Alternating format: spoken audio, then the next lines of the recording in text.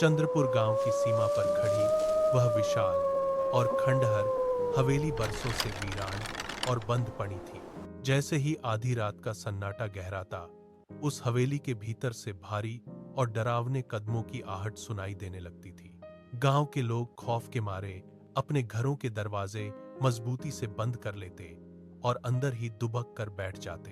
किसी की हिम्मत नहीं थी कि उस अंधेरी हवेली की ओर आंख उठाकर भी देख सके। लेकिन आर्यन ने इस डर को खत्म करने की ठानी।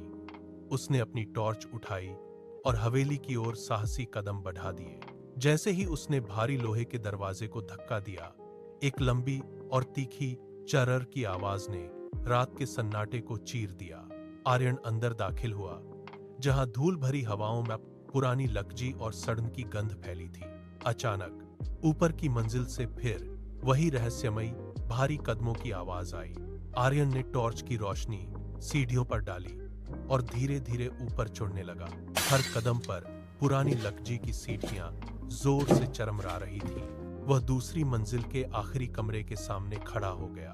अपनी धड़कनों को थामते हुए उसने दरवाजा खोला। कमरे के बीचों बीच एक धातु का डिब्बा रखा था, जिससे हल्की नीली रोशनी निकल रही थी। आर्यन ने कांपते हाथों से ढक्कन उठाया।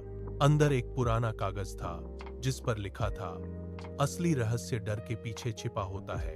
तभी आर्यन की नजर कोने की खिड़की पर पड़ी, जो हवा से बार बार दीवार से टकराकर कदमों जैसी आवाज कर रही थी। उसने मुस्कुराते हुए खिड़की की कुंडी लगा दी। हवेली अब पूरी तरह शांत थी।